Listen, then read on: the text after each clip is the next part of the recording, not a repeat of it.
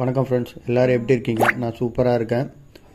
இது பார்த்தீங்கன்னா LG inverter AC indoor PCB board. இதை இன்றைக்கி எப்படி இதை செக் பண்ணுறது, கம்ப்ளீட்டாக எப்படி செக் பண்ணுறது, ப்ளஸ் எந்தெந்த டெஸ்டிங் பாயிண்ட்ஸ், அதாவது நம்ம எந்தெந்த இடத்துல டெஸ்ட் பண்ணி கண்டுபிடிக்கலாம், என்னென்ன ப்ராப்ளம் கண்டுபிடிக்கலாங்கிறத பற்றினது தான் ஒரு வீடியோ இது.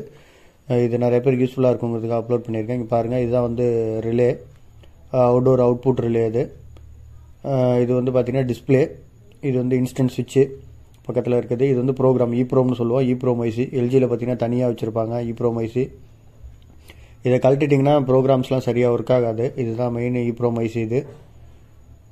அதுக்கப்புறம் பார்த்தீங்கன்னா அந்த ஈப்ரோம் ஐசியோட கனெக்டர் இங்கே நம்ம மைக்ரோ கண்ட்ரோலில் கனெக்ட் ஆகிடும். இது பார்த்தீங்கன்னா இதுதான் ரெக்டிஃபயர், பிரிட்ஜ்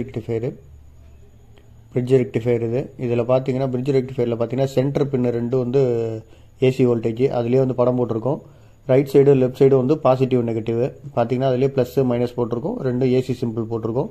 ஏசி இன்புட் ஆகிட்டு டிசி அவுட்புட் ஆகும். இது பவர் ஐசி, இது எஸ்எம்பிஎஸ் கண்ட்ரோல் டோட்டலாக. இது பார்த்தீங்கன்னா 78L05ன்னு போட்டிருக்கோம். 78L05ங்கிறது ஒரு ரெகுலேட்டர் ஐசி. ஆக்சுவலாக வர்ற 12 வோல்ட்டை 5 வோல்ட்டாக கன்வெர்ட் பண்ணி கொடுக்குறது தான் அதோட வேலை, மைக்ரோ கண்ட்ரோலுக்காக. இது பார்த்தீங்கன்னா 3 ஆப்டோ கப்ளர் போட்டிருக்காங்க. இந்த 3 ஆப்டோ கப்ளரும் டிசி ஃபேன் மோட்டருக்காக.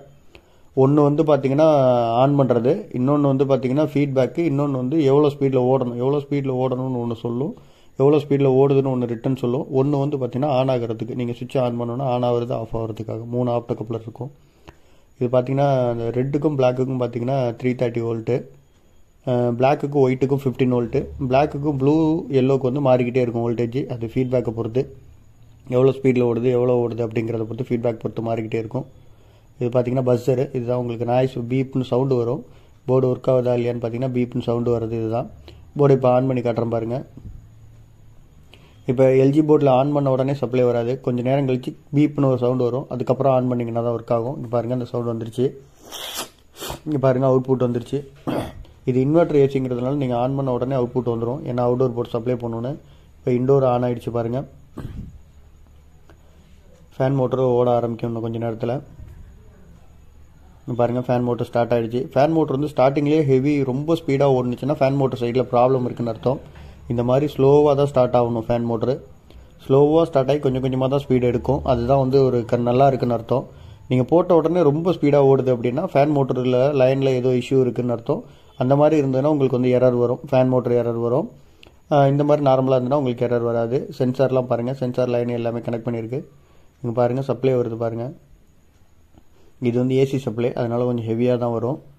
இந்த சைடு டிசிங்கிறனால கொஞ்சம் கம்மியாக வரும். பட் ஆனால் பார்த்தீங்கன்னா அந்த கோடு போட்டிருப்பாங்க, காட்டுறேன் பாருங்கள் உங்களுக்கு. நான் பிசிபியில்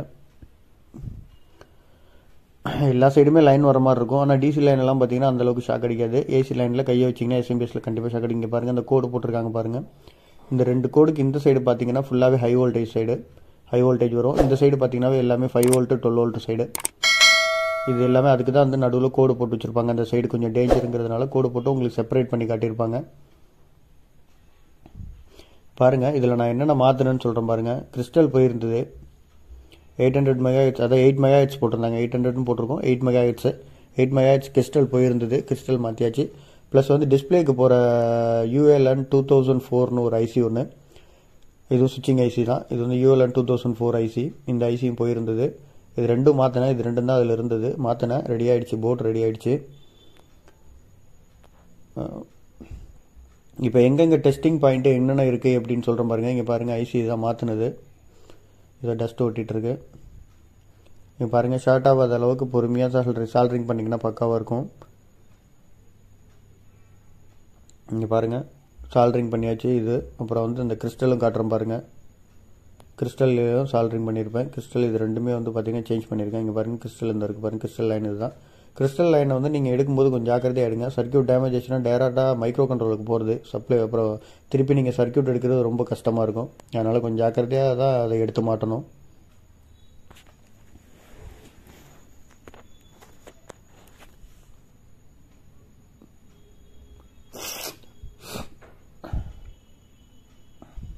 இப்போ டெஸ்டிங் பாயிண்ட்ஸ்லாம் உங்களுக்கு சொல்கிறேன். எங்கெங்கெல்லாம் டெஸ்ட் பண்ணுறது, என்னென்ன பண்ணணும், எவ்வளோ வோல்டேஜ் வரணும் உங்களுக்கு இப்போ நான் சொல்லித்தரேன் பாருங்கள். மீட்டரில் செட் பண்ணிக்கோங்க. ஃபஸ்ட்டு பார்த்தீங்கன்னா ஏசியில் வச்சுக்கோங்க. ஃபஸ்ட்டு ஏசி லைன் இன்புட் ஆகுதா என்னன்னு தெரிஞ்சுட்டு தான் அடுத்தே நம்ம ஃபஸ்ட்டு போகணும். ஏசி லைன் இன்புட் ஆகாமல் நீங்கள் என்ன தான் டிசியில் செக் பண்ணிங்கனாலும் எதுவுமே வராது. அதனால் வந்து ஃபஸ்ட்டு ஏசி லைன் இன்புட் ஆகுதா அப்படின்னு செக் பண்ணிக்கணும் ஃபஸ்ட்டு போர்டில் எப்போவுமே. அது பார்த்தீங்கன்னா இந்த ரெக்டிஃபையரில் ஏசி லைன் 2 லைன் சொன்னேன்னா அந்த லைனில் தான் செக் பண்ணணும். உங்களுக்கு நான் செக் பண்ணி காட்டுறேன் பாருங்கள். ஃபர்ஸ்ட் ஆஃப் ஆல் அதுதான் செக் பண்ணணும். நான் இப்போ போர்டை ஃபஸ்ட்டு ஆன் பண்ணிக்கிறேன். மோட்ரு ஓட ஆரம்பிச்சிருச்சு. மோட்ரு ஆன் ஆகிடுச்சு. போர்டு ஆனில் இருக்குன்னு அர்த்தம். பாருங்கள் லைட் எரியுது டிஸ்பிளேல கூட.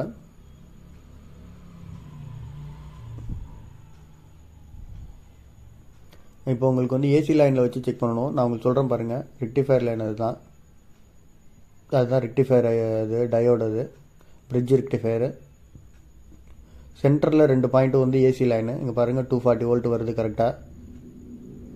நார்மலாகவே எங்கள் வீட்டில் வந்து 240 தான் வருது.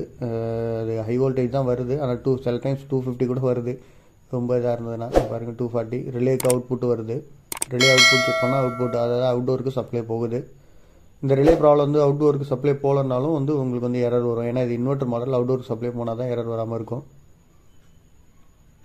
இப்போ வந்து பாசிட்டிவ் நெகட்டிவ் செக் பண்ண போகிறோம். இங்கே பாருங்கள் இந்த லாஸ்ட்டு அந்த லாஸ்ட்டு பார்த்தோம்னா பாருங்கள் 235 ரெக்டிஃபை ஆகுது வோல்டேஜ். ஏசி வோல்டேஜ் அப்படியே டிசி வோல்டேஜாக கன்வெர்ட் ஆகிடுச்சு. அதுக்கப்புறம் வந்து எஸ்எம்பிஎஸ்லேருந்து நமக்கு பார்த்தீங்கன்னா ஃபுல்லாகவே வந்து பார்த்தீங்கன்னா இங்கே பாருங்கள் இப்போ டிசி மோட்டரோட லைனில் செக் பண்ணணும். டிசி மோட்டர் பாருங்கள். டிசி மோட்டர் ரெட்டுக்கும் பிளாக்குக்கும் வந்து 230 வோல்ட் 330 வோல்ட் காட்டுது. இப்போ வந்து பிளாக்குக்கும் ஒயிட்டுக்கும் பார்த்தீங்கன்னா 15 வோல்ட்டு. அது 13 15 அந்த ரேஞ்சில் தான் காட்டும் அது. அடுத்து பிளாக்குக்கும் ப்ளூக்கும் பார்த்தீங்கன்னா 7 வோல்ட்டு. அடுத்து 3 வோல்ட். இது வந்து ஒன்று வந்து இன்புட் வோல்டேஜ், ஒன்று அவுட்புட் ஃபீட்பேக்கு. 2 வோல்டேஜும் அது மாறிக்கிட்டே தான் இருக்கும், வேரி ஆகும் ஸ்பீடை பொறுத்து. இது பார்த்தீங்கன்னா 7805. இதுதான் வந்து நமக்கு ரெகுலேட்டர் ஐசி. இங்கே பாருங்கள் சென்டர் வந்து நெகட்டிவ், லெஃப்ட் சைடு வந்து 5 வோல்ட் அவுட்புட்டு. இது வந்து 11 வோல்ட். பாருங்கள் 11 வோல்ட் வரதை 5 வோல்ட்டாக ரெகுலேட்டர் ஐசி. அதாவது இது வந்து இந்த ஐசி போயிருந்ததுனால உங்களுக்கு வந்து டோட்டலாக போர்டு ஆன் ஆகாது. ஏன்னா மைக்ரோ கண்ட்ரோலுக்கு சப்ளை வராது. அதுமாதிரி நீங்கள் வோல்டேஜ் ஏதாவது செக் பண்ணணும்னா இந்த மாதிரி கெப்பாசிட்டரில் செக் பண்ணிங்கன்னா உங்களுக்கு வந்து வோல்டேஜ் கிளியராக தெரிஞ்சு. நீங்கள் பாருங்கள் கெப்பாசிட்டரில் ஒரு வோல்டேஜ் போட்டிருப்பாங்க. அதை மென்ஷன் பண்ணி நீங்கள் டார்கெட் பண்ணிங்கன்னா உங்களுக்கு எவ்வளோ வோல்டேஜஸ் என்னென்னு ஓரளவு கண்டுபிடிக்க முடியும். அதுமாரி பாருங்கள் இப்போ வந்து சென்சாரில் எவ்வளோ வோல்டேஜ் பாருங்கள் 2 வோல்டேஜ். சென்சார் நல்லா இருக்கா இல்லையான்னு கண்டுபிடிக்கிறது வோல்டேஜில் கூட கண்டுபிடிக்கலாம். எம்டியாக நார்மலாக இருக்கும்போது 2 சென்சாரும் ஒரே மாதிரி தான் வோல்டேஜ் காட்டும். பார்த்தீங்கன்னா இங்கே பாருங்கள் ரெண்டுத்தையுமே செக் பண்ணி காட்டுறேன். இங்கே பாருங்கள் ரெண்டுமே 2 வோல்ட் தான் காட்டுது. பாருங்கள் ரெண்டுத்தோட ட்ராப்பும் நார்மல் டெம்பரேச்சரில் ஒரே மாதிரி தான் காட்டும். அந்த மாதிரி தான் மேட்ச் பண்ணி தான் போட்டிருப்பாங்க. நீங்கள் பார்த்தீங்கனாலே தெரியும் எந்த சென்சார் எல்லாமே அதை மேட்ச் பண்ணி தான் போட்டிருப்பாங்க. அதை வச்சு தான் அது கட் ஆஃப்லாம் கரெக்டாக இருக்கும்.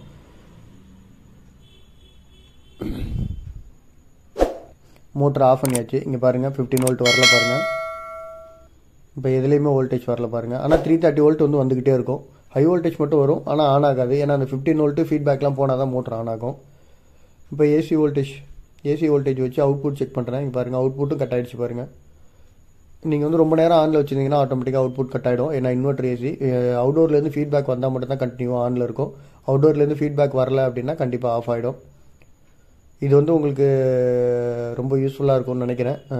ஏன்னா நம்ம நிறைய பேர் வந்து போர்டை ஜென்ரலாக செக் பண்ணுறதுக்கு நிறைய பேர் தெரியாமல் ரொம்ப டவுட் கேட்டுட்ருப்பாங்க நம்மள்ட்ட. அதுக்கான ஒரு வீடியோ தான். இதை பார்த்து நீங்கள் வந்து ஈஸியாக கற்றுக்கலாம். போர்டு என்ன ப்ராப்ளம் என்னன்னு கூட தெரிஞ்சுக்கலாம். நீங்கள் பாருங்கள் மெயினாக செக் பண்ண வேண்டியது ரெக்டிஃபயரு. இந்த ஐசி சுத்தமாக ஆன் ஆகலை, டோட்டலாக டெட்டாக இருக்குன்னா இந்த ஐசி 7805, அதாவது 5 வோல்ட் மைக்ரோ கண்ட்ரோலுக்கு இன்புட் ஆனால் தான் உங்களுக்கு ஆன் ஆகும். அது வரலனாலே உங்களுக்கு ஆன் ஆகாது. பவர் சப்ளை செக் பண்ணிங்கனாலே மோஸ்ட்லி இது பண்ணிக்கலாம். பவர் சப்ளைக்கு அப்புறம் நிறைய ப்ராப்ளம்ஸ் இருக்குது. அது வந்து 1 by 1 உங்களுக்கு நான் சொல்லித்தரேன். ஓகே ஃப்ரெண்ட்ஸ், இந்த வீடியோ வந்து நிறைய பேருக்கு யூஸ்ஃபுல்லாக இருக்கும்னு நினைக்கிறேன். யூஸ்ஃபுல்லாக இருந்ததுன்னா லைக் பண்ணுங்கள், ஷேர் பண்ணுங்கள், கமெண்ட் பண்ணுங்கள். மறக்காமல் நம்ம சேனலை சப்ஸ்கிரைப் பண்ணுங்கள். Thank you friends. தேங்க்யூ ஃபார் வாட்சிங் அவர் வீடியோ. தேங்க்யூ.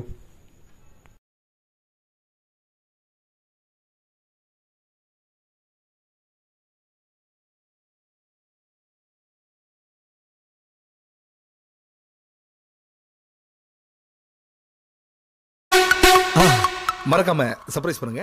தேங்க்யூ.